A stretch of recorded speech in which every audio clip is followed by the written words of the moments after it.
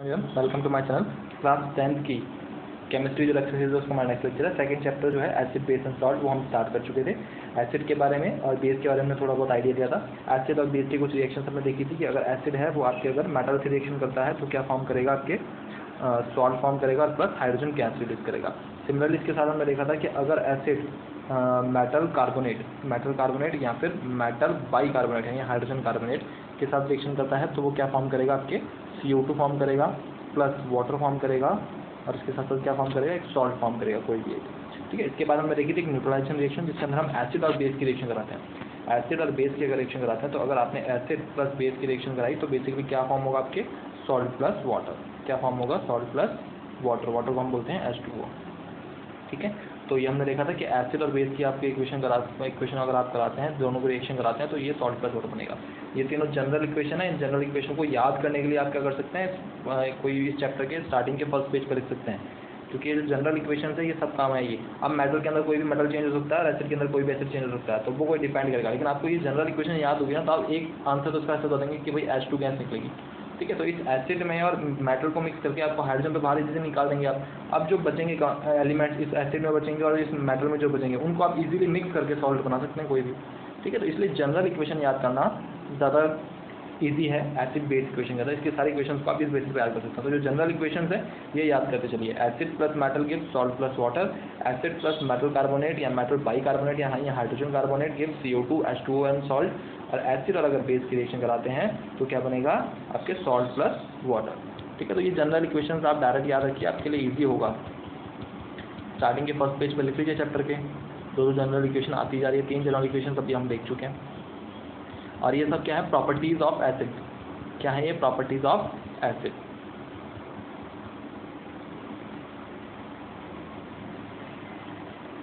तो देखिए अगर हम न्यूट्रलाइजेशन रिएक्शन की जनरल इक्वेशन देखें तो ये देखिए यहाँ जनरल इक्वेशन है, base plus acid gives salt plus water. और ये देखिए कल कार्बोनेट वाली भी जनरल इक्वेशन थी, यहाँ पर मैंने इस तरह से बताई थी कल प्रीवियस लेक्चर के अंदर। और सिमिलरली ऐसे ही आपकी किसकी है, मेटल की। ठीक है, तो आपको ये चीज़ें ध्यान रखनी है। नेक्स्ट जो हमारा टॉपिक आता है वो है reaction of metallic oxide with acid. ठीक है, अब हमने क्या करा, मेटल से रिएक्शन देख ली एसिड्स की। अब हम फिर हमने मेटल कार्बोनेट से रिएक्शन देख ली, फिर हमने मेटल बाइकार्बोनेट से रिएक्शन देख ली और हम देख रहे हैं हम मेटेलिक ऑक्साइड से। मतलब मेटल होगा कोई और उसके साथ ऑक्साइड होगा। ठीक है, मेटल ऑक्साइड। तो मेटल ऑक्साइड होगा जिसमें एग्जाम्पल हम बात कर लेते हैं, कोई भी मेटल ऑक्साइड अगर हम लें तो Fe2O3 ले लेते हैं हम। Fe2O3 आयरन, इसमें आपको मेटल मिल गया और ऑक्सीजन क्या हो गया, ऑक्साइड। तो ये इस तरह से तो मेटल ऑक्साइड आप कुछ भी हो सकते हैं। 2-3 तो आपको पता है फॉर्मूले के ऊपर डिपेंड करते हैं, उनकी वैलेंसीज क्या है उसके ऊपर डिपेंड करते हैं। ठीक है, तो इस तरह से हम मेटल ऑक्साइड से रिएक्शन कराएंगे जब किसकी, एसिड्स की, तो क्या इम्पैक्ट होगा उसके बारे में हम देखेंगे। ओके, देखिए आगे चलते हैं हम। तो एक्टिविटी 2.7 आपको गिवन है। देखिए क्या है, take a small amount of copper oxide. किसका लिया है आपने, कॉपर ऑक्साइड। तो देखिए कॉपर ऑक्साइड बनाना सिखाता हूँ मैं आपको पहले। कॉपर की चार्ज कितना होगा, +2 और ऑक्साइड बनेगा, इसका मतलब ऑक्सीजन है, O-2। आपको मैंने उस आयंस वाले चैप्टर में बताया था, एक आयंस का लेक्चर अपलोड किया था, उसमें मैंने बनाना सिखाया था। तो देखिए कॉपर Cu+2 और ऑक्सीजन पे -2 चार्ज होता है। ये चार्जेस कहाँ से आते हैं, ये सब आप 9th क्लास में पढ़ चुके हैं। ठीक है, अगर नहीं भी पढ़ा हो तो मैं आपको बताता हूँ, ऑक्टेव रूल होता है। अगर आप इसकी वैलेंसीज देखें तो ऑक्सीजन कितना होता है, 8।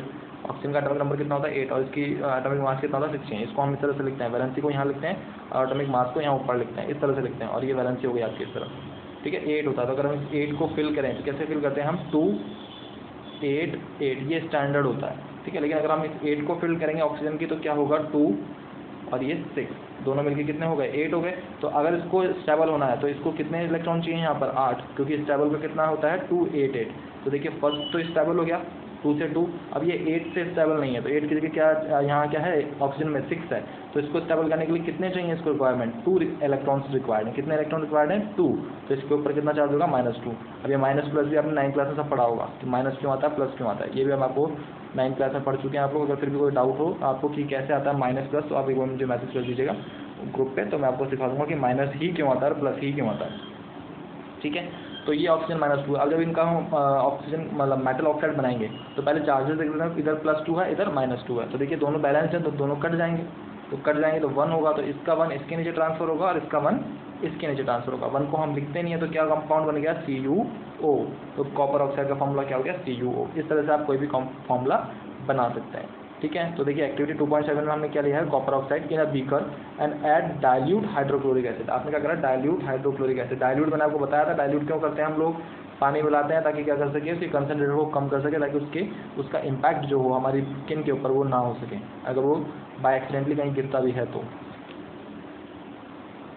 ठीक है, अब आप क्या करते हैं, आप स्लोली वाइल स्प्रेइंग, अब आप क्या करते हैं, उसको स्लोली मिक्स करते हैं दोनों को। ठीक है, note the colour of the solution, what happened to the copper oxide.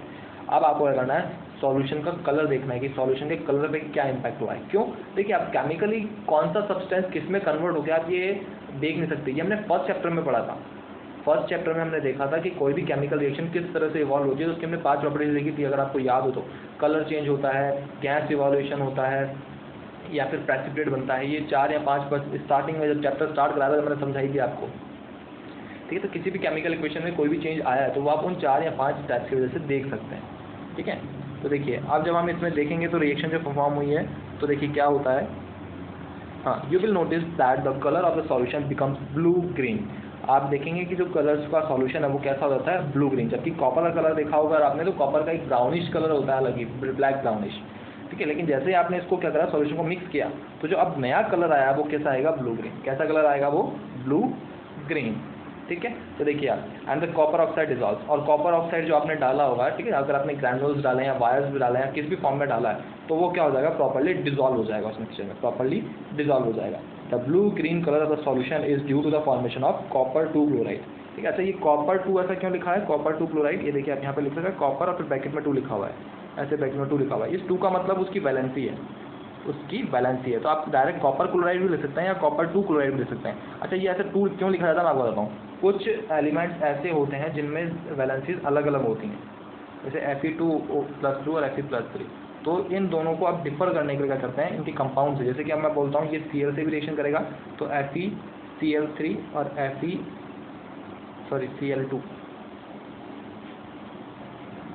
FeCl2 और यहाँ पर आ जाएगा FeCl3।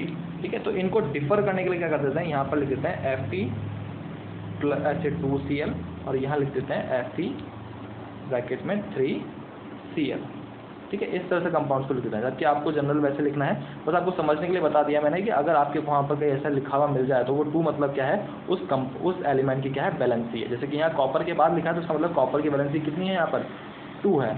ठीक है, तो क्या फॉर्मूला है, copper chloride in the reaction, the general reaction between the metal oxide and the acid can be written as. तो देखिए अब ये एक्टिविटी परफॉर्म करी आपने और उससे एक जनरल इक्वेशन निकाल ली, सेम जैसे आपने प्रीवियस अभी निकाली है, जैसे कि बेस एसिड की निकाली थी हमने और मेटल ऑक्साइड को, sorry metal carbonate, metal bicarbonate की निकाली थी, मेटल की निकाली थी एसिड के साथ। तो अगर हम इसमें देखें तो देखिए सबसे पहले तो आपको ये जो एक्टिविटी है इसमें एक चीज़ ध्यान रखनी है, कलर चेंज। कौन सा कलर मिला है, ब्लू ग्रीन। क्वेश्चन इस एक्टिविटी के बेसिस पे जो पूछा जाएगा वो बहुत डिफिकल्ट टाइप में पूछा जाता है, थोड़ा क्वेश्चन को घुमा के दिया जाता है। जस्ट एन एग्जांपल आपको ऐसा बोला जाएगा कि आपने एक कंपाउंड लिया A, आपने उसको एक एसिड के साथ मिक्स किया। ठीक है, अब जैसे ही आप मिक्स करते हैं तो जो सॉल्यूशन बनता है उसका कलर होता है ब्लू ग्रीन। तो आपको कंपाउंड A का नाम बताना है। तो देखिए इस तरह से पूछा जाएगा, तो आपको इसलिए कलर ध्यान रखना है, ब्लू ग्रीन कलर किसका होता है, कॉपर क्लोराइड का, कॉपर क्लोराइड का, जिसके अंदर कॉपर ऑक्साइड डिजॉल्व हो जाता है प्रॉपर्ली। तो आपने कॉपर ऑक्साइड लिया था जिसको आपने किसके साथ मिक्स किया था, एसिड के साथ। कौन सा एसिड ले रखा है आपने यहाँ पर, dilute hydrochloric acid. Dilute hydrochloric acid मतलब हाइड्रोक्लोरिक एसिड क्या होता है, HCl। हाइड्रोक्लोरिक एसिड क्या होता है, HCl। अच्छा ये जो बीच बीच में मैं बताता रहा हूँ नाम और ये फॉर्मूलाज, इनको लिख लीजिए, एक पेज पे लिख लीजिए सारे फॉर्मूलाज, अप्रॉक्सीमेट 100 के आसपास हो जाने चाहिए आपके पास। ठीक है, तो देखिए जब हमको रिएक्शन कराते हैं तो देखिए यहाँ पर आपको जनरल इक्वेशन दी है मेटल ऑक्साइड और एसिड की, तो क्या बनेगा, सॉल्ट और वाटर। देखिए आप यहाँ ले रखिए एक और, सॉल्ट और वाटर बनेगा। क्या बनेगा, सॉल्ट और वाटर। इसको भी आप स्टार्टिंग के फर्स्ट पेज में लिख लीजिए। ठीक है, जो आप जनरल इक्वेशन लिखते चल रहे हैं ना, वहीं पर एक जनरल इक्वेशन वाला लिख लीजिए। अच्छा इन दोनों जनरल इक्वेशन को इजीली याद किया जा सकता है क्योंकि दोनों का प्रोडक्ट सेम बनता है, सॉल्ट और वाटर, सॉल्ट और वाटर। ठीक है, दोनों का प्रोडक्ट क्या बनता है, सेम बनता है। ठीक है, तो ये जनरल इक्वेशन हो गई। अब देखते हैं, मैं एक बार आपको एक्टिविटी का जो इसने दी है ना, एक्टिविटी के बेसिस पे मैं समझाता हूँ कि एक्टिविटी में क्या हुआ होगा, केमिकल के अंदर क्या हुआ होगा, तो हम वो देखते हैं। तो देखिए आपको यहाँ पर था कॉपर ऑक्साइड, तो CuO, ये कॉपर ऑक्साइड आ गया जो आपको इसने बोला था मेटल ऑक्साइड लेने के लिए, प्लस आपने एसिड लिया है HCl। ठीक है, अब इसने क्या बोला है कि जनरल इक्वेशन के अकॉर्डिंग क्या बनना चाहिए, सॉल्ट और वाटर। क्या बनना चाहिए, सॉल्ट और वाटर। आप देख रहे हैं यहाँ पर, यहाँ जनरल इक्वेशन के अकॉर्डिंग क्या बनना चाहिए, सॉल्ट और वाटर। तो सबसे पहले तो मैं वाटर रिलीज करता हूँ कि H2O बनेगा। ठीक है, तो अब देखिए यहाँ पर H गया और ऑक्सीजन गया, तो अब बचता क्या है, कॉपर और Cl। तो नेचुरल सी बात है जो अब सॉल्ट बनेगा वो कॉपर और Cl का बनेगा। तो क्या बनेगा, Cu Cl2 CuCl2 क्यों बना? क्योंकि आपको पता है कॉपर पे चार्ज कितना होता है +2 और Cl पे चार्ज कितना होता है -1। Cl पे चार्ज कितना होता है -1। तो जब चार्ज एक्सचेंज करेंगे तो क्या होगा CuCl2। अब देखिए मैंने आपको बताया था अभी कि यहाँ पर इसको इस तरह से लिखा हुआ है, थोड़ा आपको नई चीज़ सिखाने के लिए आप ऐसे भी लिख सकते हैं, ठीक है। अगर आप कंपाउंड को इस तरह से, अगर आप इक्वेशन में लिखें हैं तो मैं तो आपको सजेस्ट ये करूँगा कि आप इस तरह से लिखिए TuCl2। बट अगर आप स्टेटमेंट में लिखते हैं तब आप ऐसे लिख सकते हैं कॉपर टू क्लोराइड। आप स्टेटमेंट में ऐसा लिख सकते हैं, मगर अगर आप केमिकल रिएक्शन इक्वेशन में लिख रहे हैं तो मैं आपको सजेस्ट ये करूँगा कि आप इसी तरह से लिखिए CuCl2, ठीक है। और अगर आप इक्वेशन में नहीं लिख के आप कोई स्टेटमेंट में लिख रहे हैं तो आप इस तरह से लिख सकते हैं, ठीक है। तो ये मैंने आपको एक्टिविटी की रिएक्शन भी बता दी और जनरल इक्वेशन हमको गिवन है, ठीक है। तो इस एक्टिविटी के बेसिस पे हमको ये जनरल इक्वेशन गिवन है, ये जो हमको नीचे दी हुई है जनरल इक्वेशन के बेसिस पे दी है। तो एक जनरल इक्वेशन और आ गई आपके पास, ठीक है। एक्टिविटी की रिएक्शन भी मैंने करा दिए। कलर आपको ध्यान रखना है कि CuCl2 जो बनेगा उसका कलर कैसा होगा ब्लू ग्रीन, कैसा कलर होगा ब्लू ग्रीन, ठीक है। आगे चलते हैं हम, आगे देखिए। Now write the balance in chemical equation of the reaction। तो आपको मैंने लिख के बता दिए। Since metallic oxide reacts with acids to give salts and water similarly to the reaction of the base। देखो सेम स्टेटमेंट लिखा हुआ जो भी मैंने आपको बताया, क्या कि मेटल ऑक्साइड सेम वही रिएक्शन देंगे जो बेस और एसिड मिक्स होके देते हैं, ठीक है। बेस और एसिड जो न्यूट्रलाइजेशन रिएक्शन है सेम वही प्रोडक्ट देंगे जो मेटल ऑक्साइड भी एसिड के साथ रिएक्शन करके देता है। तो इस तरह से हम क्या बोल सकते हैं, are said to be basic oxide. तो इस तरह से आप बोल सकते हैं कि मेटल ऑक्साइड कैसे होंगे, बेसिक ऑक्साइड होंगे। देखिए मैं सिर्फ फिर समझाता हूँ, बेस और एसिड की हमने रिएक्शन कराई तो क्या बना हमारे पास सॉल्ट प्लस वाटर, और अभी हमने कराई मेटल ऑक्साइड और एसिड की रिएक्शन तो भी क्या बना हमारे पास सॉल्ट और वाटर। तो देखिए अगर मैं इन दोनों इक्वेशन को कंपेयर करूँ, तो एसिड एसिड है, सॉल्ट सॉल्ट है, वाटर वाटर है। तो जब ये सब एक इक्वल हैं, मैथ की तरह से सोचिए इसको, मैथ की तरह से जब ये सब इक्वल है तो इसमें अगर कोई चीज़ ऐड हो रही है तो वो भी सेम ही होगी। तो कहने का मतलब क्या है कि इस बेस को आप क्या बोल सकते हैं, मेटल ऑक्साइड। तो आपको वही यहाँ स्टेटमेंट में लिखा हुआ है, ये जो स्टेटमेंट में लिखा हुआ है यहाँ पर, ये जो स्टेटमेंट में लिखा है ना यहाँ पर, ये वाला कि metal oxide are said to be basic oxide, कि मेटल ऑक्साइड है इनको आप क्या बोल सकते हो, बेसिक इन नेचर, यानी बेसिक ऑक्साइड भी बोल सकते हो इन दोनों इक्वेशन को कंपेयर करके, ठीक है। स्टेटमेंट याद रखना है आपको, MCQs के लिए इंपॉर्टेंट है। ये दोनों चीज़ें मैंने पहले समझा दी है आपको, रिएक्शन भी बता दिया और इसकी कंपेयरिंग भी मैंने पीछे अभी करवाई थी आपको। तो होप ये क्लियर हुआ हो। ओके, नेक्स्ट हम चलते हैं। नेक्स्ट है reaction of non metal oxide. अब हमने मेटल ऑक्साइड के बारे में तो बात कर ली, अब हम बात करते हैं non metal oxide with base. Reaction of non metallic oxide with base. अच्छा देखिए क्या है, you saw the reaction between the carbon dioxide, हमने CO2 की रिएक्शन देखी थी, and calcium hydroxide. Calcium hydroxide क्या होता है आपका, CaOH का whole twice, calcium hydroxide, lime water. ये हमने एक्टिविटी 2.5 में देखी थी। अगर आपको याद हो तो हमने एसिड की रिएक्शन किससे कराई थी, मेटल कार्बोनेट या बाइकार्बोनेट से, और फिर जो गैस रिलीज हुई थी उसको हमने एक लाइम वाटर से पास कराया था। जिसमें एग्जांपल अगर आपको याद हो तो हमने यहाँ रिएक्शन कराई थी इस तरह से, और यहाँ से एक ट्यूब निकल रही थी यूँ, और उस ट्यूब को आपने किससे पास कराया, लाइम वाटर से पास कराया था, ठीक है, लाइम वाटर से पास कराया था। और ये लाइम वाटर क्या, थोड़ी देर बाद कलर चेंज हो गया था इसका।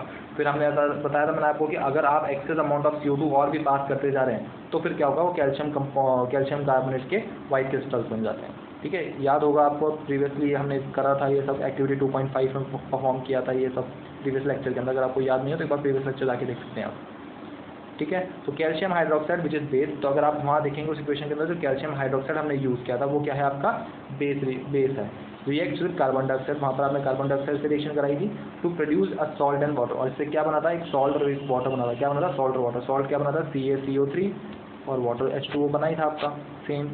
आप वो इक्वेशन देख लीजिएगा एक बार प्रीवियस लेक्चर में जाके, ठीक है। तो ये आपके कंपाउंड्स बने थे। Since this is similar to the reaction between a base and acid, we can conclude the non-metallic oxide are acidic in nature। तो ये सेम देखिए आप, अब ये भी क्या बना रहा है, आपके सॉल्ट बना रहा है और वाटर बना रहा है। तो सेम अगर हम बेस प्लस एसिड क्या बन रहा था, सॉल्ट और वाटर। देखिए वाटर से वाटर कट ये वाला, सॉल्ट से सॉल्ट कट, CaOH का होल ट्वाइस क्या है, बेस है, ठीक है। CaOH का होल ट्वाइस क्या है आपका, बेस है, तो ये बेस कट। तो कहने का मतलब क्या है, अब जो एसिड बचा तो वो एसिड कंपेयर करेंगे तो वो क्या हो जाएगा, CO2। एसिड जो बचा आपका वो कंपेयर करेंगे हम तो क्या बनेगा, वो CO2। तो इस तरह से आपको दोनों चीज़ों में एक स्टेटमेंट मिल गया है। अब देखिए कार्बन क्या है यहाँ पर, ये CO2 है, ठीक है, ये ध्यान रखिएगा, ये क्या है यहाँ पर, ये CO2 है, CO2, ठीक ठीक है। तो इस तरह से आपको देखिए यहाँ पर एक चीज़ मिलती है, क्या मिलती है कि अगर आप बेस की बात करते हैं तो वो क्या होता है, मेटल ऑक्साइड, क्या होता है, मेटल ऑक्साइड। और अगर आप एसिड की बात करते हैं तो वो क्या होता है, नॉन मेटल ऑक्साइड। ठीक है, बेसिकली ये स्टेटमेंट समझने के लिए हमने ये दोनों चीज़ें परफॉर्म की है। ठीक है, तो बेस जो होगा वो हमेशा क्या होगा, मेटल, मतलब मेटल ऑक्साइड क्या होगा, हमेशा base in nature. Metal oxide क्या होगा, बेस इन नेचर। आपको ध्यान रखना है, एमसीक्यू में डायरेक्ट पूछेगा metal oxide are which in nature. ठीक है, तो आपको ऑप्शन दिए होंगे acidic in nature, base in nature, both, none of this. तो आपको ध्यान रखना है metal oxide base in nature और नॉन मेटल ऑक्साइड यानी एसिड इन नेचर। देखिए अब ये जो कार्बन होता है ये नॉन मेटल होता है। कार्बन क्या होता है, नॉन मेटल। ठीक है, कार्बन क्या होता है, नॉन मेटल, क्योंकि इसके अंदर से क्या होता है, इलेक्ट्रिसिटी यहाँ फ्लो नहीं करती। ठीक है, तो आपको ध्यान रखना है एसिड मतलब आपका हो गया नॉन मेटल ऑक्साइड और बेस मतलब आपका हो गया मेटल ऑक्साइड। तो होप दोनों क्लियर हुए हों, आपको एक्टिविटीज़ भी क्लियर हो गई हों। ठीक है, ये एक्टिविटी परफॉर्म हमने 2.5 में की थी, सेम वही एक्टिविटी है, इतना ज़्यादा वो है नहीं, बस खाली आपको जो चीज़ें मैंने बताई वो ध्यान रखना है। नेक्स्ट हम आप कुछ इंटेक्स क्वेश्चन के बारे में बात कर लेते हैं। फर्स्ट क्वेश्चन है why should curd and sour substance not kept in the brass and copper. अच्छा देखिए, सबसे पहले ब्रास और कॉपर के बारे में बात कर लेते हैं। ब्रास और कॉपर क्या है, दोनों मेटल है, क्या है, मेटल। अब देखिए कर्ड की बात करिए और सोर्स सब्सटेंस की बात करिए, तो कहने का मतलब क्या हो गया आपका, एसिड। क्योंकि कर्ड के अंदर भी क्या होता है, एसिड होता है। ठीक है, तो मेटल आपके ये हो गए दोनों, और किसकी बात करिए, एसिड की। तो अगर जनरल इक्वेशन से देखें तो मेटल प्लस एसिड क्या बनाएंगे आपके, वाटर या H2O। वाटर बनाएंगे नहीं, हाइड्रोजन बनाएंगे, H2 प्लस क्या बनाएंगे, सॉल्ट। ठीक है, क्या बनाएंगे, H2 और सॉल्ट। क्योंकि देखिए मेटल और एसिड है, अगर मेटल कार्बोनेट होता तब यहाँ क्या बनता, H2O, सॉरी CO2, तब क्या बनता, CO2 बनता, तब क्या बनता, CO2 बनता। अगर मेटल ऑक्साइड होता, अगर मेटल ऑक्साइड होता तो देखिए अभी हमने देखी मेटल ऑक्साइड की, मेटल ऑक्साइड होता तो क्या बनता, वाटर प्लस सॉल्ट। जबकि क्या है, मेटल ऑक्साइड होता तो क्या बनता, metal plus, sorry water plus salt. लेकिन अभी यहाँ पर क्या है, मेटल और एसिड है, तो क्या बनेगा, H2O और सॉल्ट। तो देखिए अब हम बात करते हैं जो आपको क्वेश्चन में पूछा गया। तो क्वेश्चन को देख के आपने जनरल इक्वेशन तो बना ली, ये अपने माइंड पे बनानी है आपको जनरल इक्वेशन। ठीक है, आपको क्या बोला है, why could curd and salt substance not kept in brass and copper vessel. ठीक है, तो आपने ये जो एसिड वाली चीज़ें थी इनको आपने कॉपर और ब्रास के मेटल ऑक्यूपर्स में क्यों नहीं रखा। तो देखिए उसका रीज़न आपको बताता हूँ मैं। ये तो आपने जनरल इक्वेशन देख ली, उसका रीज़न है ये जो सॉल्ट फॉर्म होता है ये, क्यों, कर्ड के अंदर या सॉल्ट सब्सटेंस के अंदर जो एसिड होता है उससे जो सॉल्ट बनता है वो क्या होता है, पॉइजनस इन नेचर। क्या होता है, पॉइजनस इन नेचर, मतलब उसमें क्या होता है, पॉइजन आ जाता है। कैसा होता है, पॉइजनस इन नेचर। तो पॉइजनस इन नेचर होने के कारण क्या होता है, उनको उस वेसल्स में नहीं रखा जाता। अगर फिर आप उसको खा लेते हैं तो आपको क्या होता है, फूड पॉइजन हो जाता है। क्या हो जाता है, फूड पॉइजन। देखते हैं ना कभी कभार लोगों को नॉर्मल खाना खाते हैं तो फूड पॉइजन हो जाता है। ठीक है, तो वो कैसे होता है, एक्चुअल में क्या होता है, हमें ये चीज़ें पता नहीं होती और हम इनको यूज़ कर लेते हैं और हमें क्या होता है, पॉइजन वगैरह हो जाता है। तो ये चीज़ आपको ध्यान रखनी है। इसलिए आप देखना कभी भी जो कर्ड होता है ना उसको most of the steel copper इनके वेसल्स में है ना, हम लोग घरों में ही रखते हैं। अगर आप शॉप्स पे जाएंगे ना, अच्छी अच्छी 5 स्टार होटल्स में भी जाएंगे तो जो मिट्टी के पॉट्स होते हैं ना ये लोग उन पे रखते हैं। उसका रीज़न यही है, क्योंकि क्या होता है, पॉइजनस नेचर का वो होता है। अगर वो एसिड से रिएक्शन, वो सॉरी मेटल से रिएक्शन कर लेंगे तो एक पॉइजनस नेचर का सॉल्ट बनाते हैं, पॉइजनस नेचर का सॉल्ट बनाते हैं जो हमारे लिए क्या है, हार्मफुल होता है। ठीक है, तो इसलिए इनको नहीं रखा जाता, पॉइजनस सॉल्ट बनेगा जो हमारे लिए हार्मफुल होता है। ठीक है, इसी तरह से मैं आपको एक और बहुत इंटरेस्टिंग चीज़ बताऊँ, करके मत देखना सो घर पे। वैसे अगर आप ये जो कॉपर और जो ब्रास का जो वेसल है, ब्रास को तो नहीं मिलेगा आपको, कॉपर का मिल जाएगा घर पे मेरे हिसाब से। ब्रास तो पता नहीं मुझे मिले नहीं मिला आपके घर पे, कॉपर का में भी चांसेस है मिल जाए। अगर आपको देखना है ना कि सॉल्ट बनता है नहीं बनता है पॉइजनस, तो देखो मैं बता सकता हूँ, उसको पीना मत, पहले बता देता हूँ, क्योंकि बहुत ज़्यादा पॉइजनस होता है वो। कॉपर का एक वैसे लीजिए अगर आपके घर में हो तो, एक ऑनियन लीजिए, उस ऑनियन को बीच में से कट कीजिए और उस ऑनियन की 1-2 ड्रॉप्स उस कॉपर के वेसल के ऊपर डालिए। ठीक है, अंदर डालिए किसकी, ऑनियन की 1-2 ड्रॉप्स। ठीक है, अब स्क्वीज करके, अब जैसे ही आप ऑनियन की, sorry not onion, lemon, onion में भी होता है लेकिन ऑनियन का इतना दिखेगा नहीं। लेमन लीजिए, लेमन में आपको परफेक्टली दिखेगा। आप लेमन लीजिए, लेमन को बीच में से कट कीजिए और उसमें एक दो ड्रॉप्स लेमन के उसमें डाल दीजिए। ऑनियन का भी करके देख सकते हैं आप, लेकिन ऑनियन का इतना इफेक्टली दिखेगा नहीं आपको। आप लेमन लीजिए, लेमन की जैसे आप 1-2 ड्रॉप्स के ऊपर डालेंगे ना, तो अगर वो आपका परफेक्टली कॉपर वेसल होगा ना, और अगर आप उसको परफेक्टली देखेंगे ना, तो वो जो ड्रॉप्स गिरी ना वो ग्रीन कलर में कन्वर्ट हो जाएगी। किस में कन्वर्ट होगी, ग्रीन कलर में। और वो ग्रीन कलर क्या शो करेगा आपको, वो पॉइजन बनाएगा। जो मैं बता रहा था ना भी आपको कि एसिड और मेटल मिलकर क्या बनाते हैं, एक पॉइजनस सॉल्ट बनाते हैं, ठीक है। कुछ एसिड्स मिलके, कुछ एसिड, सारे नहीं कुछ, जैसे ये कर्ड में जो होता है, लेमन में जो होता है, ये कुछ एसिड्स होते हैं जो पॉइजन बनाते हैं, ठीक है। तो आप देख सकते हैं इसको, फिर उसको यूज़ मत कीजिएगा, मैं पहले बता रहा हूँ आपको, उसको यूज़ मत कीजिएगा, ठीक है। खाली आप एक्सपेरिमेंट की वजह से पता कर सकते हैं। नेक्स्ट हम सेकंड क्वेश्चन की बात करते हैं, which gas is usually liberated when an acid reacts with metal. बहुत ईजी है, देखिए एसिड की रिएक्शन किससे कराई है, मेटल से, पता है आपको, जनरल इक्वेशन याद करो, H2 प्लस क्या बनेगा, H2 प्लस क्या बनना है, एक एसिड की रिएक्शन कराई है आपने किससे, मेटल से कराई है, तो H2 बनेगा और क्या बनेगा, सॉल्ट बनेगा। तो कौन सी गैस लिबरेट हो रही है, H2 गैस, इसलिए बोला था जनरल इक्वेशन याद रखनी है, ठीक है। तो फर्स्ट क्वेश्चन क्लियर हो गया, ठीक है। एग्जाम्पल आप दे सकते हैं, तो एग्जाम्पल भी देना चाहें तो ये तो हो गया हमारी general equation H2 plus salt. तो जनरल इक्वेशन की ले लेते हैं, हम ले लेते हैं मेटल, ले लेते हैं जिंक, यहाँ ले लेते हैं HCl।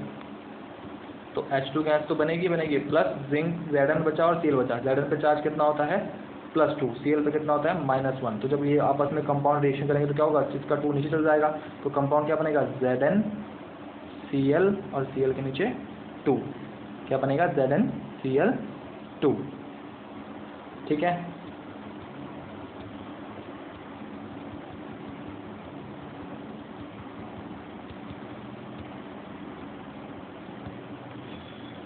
ओके, ठीक है। तो सेकंड क्वेश्चन पे आपका क्लियर हो गया होगा, ठीक है। अच्छा, अब आपको सेकंड क्वेश्चन में एक और चीज़ बोलिए, how will you test for the presence of this gas. इस गैस की प्रेजेंस को आप कैसे देखेंगे। अब H2 गैस तो आपको दिखेगी नहीं क्योंकि कलरलेस होती है, तो कैसे देखेंगे इसकी प्रेजेंस को हम, वही जो आपने एक्टिविटी परफॉर्म की थी, क्या था कि अगर आप इस एक्टिविटी को इस तरह से परफॉर्म करते हैं, यहाँ पर आपने एसिड लिया, इसमें आपने जिंक के ग्रैनुल्स डाल दिए, ठीक है, जिंक के मैंने ग्रैनुल्स डाल दिए इस तरह से। अब जब आप इसको क्या करते हैं, यहाँ से एक टेस्ट ट्यूब से बाहर निकालते हैं, ठीक है, एक टेस्ट ट्यूब से निकाल के आप इसको किस में लेके जाते हैं, एक सोप सॉल्यूशन में।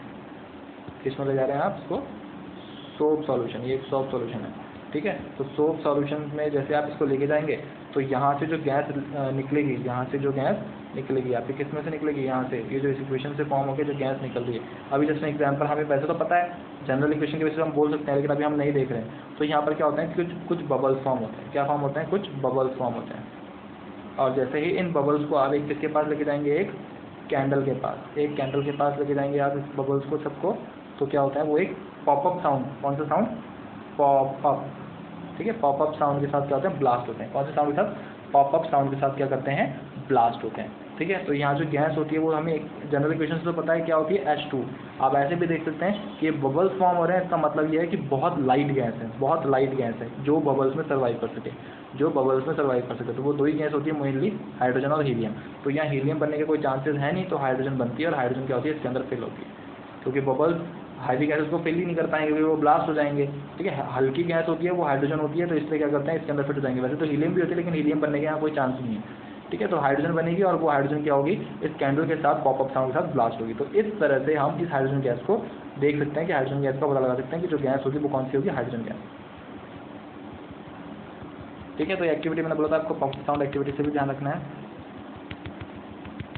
ठीक है। अब आगे चलते हैं, जो थर्ड क्वेश्चन हमारा देखता हूँ क्या है। ओके, थर्ड जो क्वेश्चन है वो हमारा, metal compound A reacts with dilute hydrochloric acid. अच्छा, आपको पता नहीं है ए क्या है, जस्ट अ मिनट। तो ये ए मैंने कंपाउंड लिया है, मेटल कंपाउंड, ठीक है। आपने इसको डाइल्यूट किससे कराया, आपने हाइड्रोक्लोरिक एसिड, तो HCl से रिएक्ट करा दिया है, ठीक है। To produce FNS the gas evolve extinguish a burning candle. कहने का मतलब यह है कि यहाँ से जो गैस रिलीज होती है वो आपके कैंडल को क्या करती है, एक तरीके से एक्सटिंग्विश कर देती है, मतलब बुझा देती है, ठीक है। कैंडल आपकी क्या होती है, बुझ जाती है। तो कहने का मतलब ये कैंडल को, अगर आपको पता हो, आपको जनरल आइडिया हो, तो गैस जो भी कहीं पे फायर लगती है तो उसको बुझाने के लिए कौन सी, या तो पानी डाला जाता है, या फिर CO2 गैस, या फिर CO2 गैस। तो यहाँ पर देखिए, आप एक्सटिंग्विशन में क्या, कौन सी गैस यूज़ करते हैं, हम CO2 यूज़ करते हैं। आपके स्कूल्स में भी लगे होंगे एक्सटिंग्विश, ठीक है। तो बेसिकली कौन सी गैस रिलीज होगी, कहने के बाद आप स्टेटमेंट से लिख सकते हैं कौन सी गैस रिलीज होगी है, CO2, क्योंकि कैंडल्स को बुझाने के लिए ये काम आएगी, कैंडल्स को नहीं मतलब फायर को बुझाने के लिए। तो right a balance chemical equation for the reaction if one of the compound form is calcium chloride. इसने एक कंपाउंड बताया आपको कि जो कंपाउंड फॉर्म हो रहा है वो क्या हो रहा है, कैल्शियम क्लोराइड। कैल्शियम क्लोराइड का फॉर्मूला क्या होता है, CaCl2, ये फॉर्मूला फॉर्म हो रहा है। तो देखिए क्वेश्चन में आपको ये गिवन है पूरी सिचुएशन, ये सिचुएशन गिवन है। तो देखिए अब यहाँ से देखिए आप, तो ये आपको पूरी इक्वेशन गिवन है, कैल्शियम क्लोराइड आपका बन रहा है और हाइड्रोक्लोरिक एसिड HCl आपके पास है, ये पूरी इक्वेशन आपके पास है, ठीक है। तो देखिए अगर हम यहाँ से कंपेयर करें तो देखिए क्लोरीन आपके पास है और इस तरफ भी आपके पास क्लोरीन आ चुका है, ठीक है। और कार्बन नहीं है आपके पास, और क्या नहीं है, ऑक्सीजन नहीं है और कैल्शियम नहीं है। क्या क्या नहीं है आपके पास, कैल्शियम नहीं है, कार्बन नहीं है और ऑक्सीजन नहीं है। तो अगर कैल्शियम, कार्बन और ऑक्सीजन से अगर आप देखें तो एक ही कंपाउंड बनता है, वो बनता है CaCO3, कैल्शियम कार्बोनेट। क्या होता है, कैल्शियम कार्बोनेट। तो जब आप कैल्शियम कार्बोनेट की रिएक्शन HCl से कराएंगे तो क्या बनेगा, CO2 बनेगा, CaCl2 बनेगा और एक कंपाउंड और बनेगा, वो क्या होगा, H2O। क्या होगा, H2O। और ये CaCO3 क्या है आपका, ये है मेटल कार्बोनेट। क्या है, मेटल कार्बोनेट। तो मेटल कार्बोनेट की रिएक्शन जब हम एसिड से कराते हैं तो क्या बनता है, CO2, सॉल्ट और वाटर, ठीक है। देखिए जनरल इक्वेशन याद कीजिए, ये रही देखिए, मेटल कार्बोनेट की जब आप रिएक्शन कराएंगे तो क्या बनेगा, सॉल्ट, CO2 एंड वाटर, ठीक है। इसलिए जनरल इक्वेशन याद करा रहा हूँ, ठीक है। देख रहे हैं आप यहाँ पर। तो देखिए हमें जो क्वेश्चन में बोला था उसके अकॉर्डिंग हमने इस तरह से पता लगाया कि ए हमें पता नहीं था क्या था, HCl हमें गिवन था, और ये बोला गया कि कैंडल को बुझाया गया है। तो यानी कहने का मतलब एक ही गैस होती है मोस्टली जो यूज़ की जाती है वो है CO2। कैल्शियम क्लोराइड हमें दिया था कि कैल्शियम क्लोराइड बनता है, ठीक है। तो हमें इसमें इक्वेशन में क्या देखना है कि Cl हमारे पास है, तो Cl हमारे पास यहाँ भी है। अब कैल्शियम हमें चाहिए, CO चाहिए और O चाहिए। तो कहने का मतलब ये जो A होगा ये क्या होगा, कैल्शियम, कार्बन और ऑक्सीजन का एक कंपाउंड होगा। तो वो कौन सा कंपाउंड होता है, CaCO3।